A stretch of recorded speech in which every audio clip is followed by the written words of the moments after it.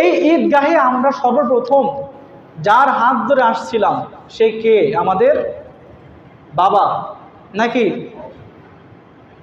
ছোটবেলাতে আমাদেরকে সুন্দর করে সাজিয়ে যিনি ঈদগাহে পাঠাতেন তিনি কে? আমাদের মা। হয়তো আমাদের মধ্য থেকে অনেকের বাবা নাই, অনেকের মা নাই। আমাদের কর্তব্য হলো মাঝে মধ্যে তাদের কবরের কাছে গিয়ে কবরটা জিয়ারত করে আসা। দুর্ভাগ্যজনক বিষয় হচ্ছে যে আমরা অনেক ভাইয়েরা জীবনে আজ পর্যন্ত আমাদের পিতামাতার কবরের কাছে আমরা একবারও যাই নাই। এই জন্যে অনেক মানুষ আমরা এমন আছি, কোথায় পিতার কবর, কোথায় মায়ের কবর এটা কিন্তু আমরা জানিও না। আপনি আপনার সন্তানকে নিয়ে আপনার মায়ের কবরের কাছে যান, আপনি আপনার সন্তানকে নিয়ে আপনার পিতার কবরের কাছে যান, এটা দেখে আপনার সন্তান কিন্তু শিখবে না? সে বড় হওয়ার পরে এটা তার মনে পড়বে, আমার বাবা আমাকে নিয়ে আমার দাদার কবরের কাছে গিয়েছিল, সুতরাং আমারও উচিত আমার বাবার কবরের কাছে গিয়ে কবরটা একটু জিয়ারত করা।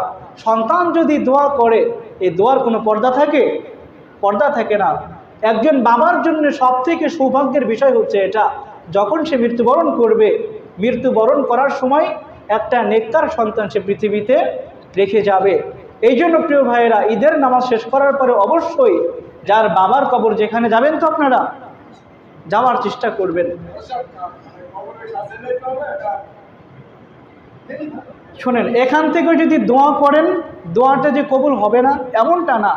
কবরের কাছে কেন যাবেন আপনি? কারণ হচ্ছে আপনারা দেখবেন মানুষ এমনিতে যদি আল্লাহর কথা ভুলে যায়, একজন মানুষ যখন মরে, ওই মরা বাড়িতে যাওয়ার পরে তা মোটামুটি মনের ভিতরে একটি অনুশোচনা কাজ করে না? ওই দিনটা কিন্তু একটু অন্যরকম লাগে।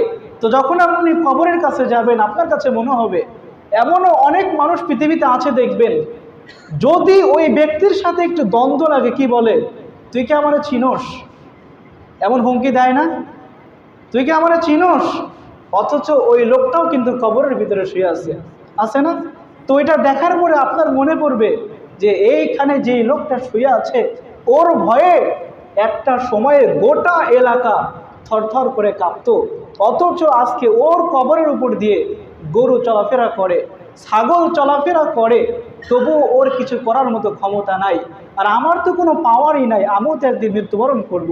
তো কবরের কাছে যাওয়ার পরে আপনার মৃত্যুর কথা স্মরণ হবে। আর নবীজি বলেছেন ওই ব্যক্তি হচ্ছে সব থেকে জ্ঞানী ব্যক্তি, যেই ব্যক্তি প্রতিদিন মৃত্যুর কথা স্মরণ করে। তো বুঝতে পারছেন কেন কবরের কাছে যাবেন? কবরের কাছে গেলে মৃত্যুর কথা স্মরণ হবে।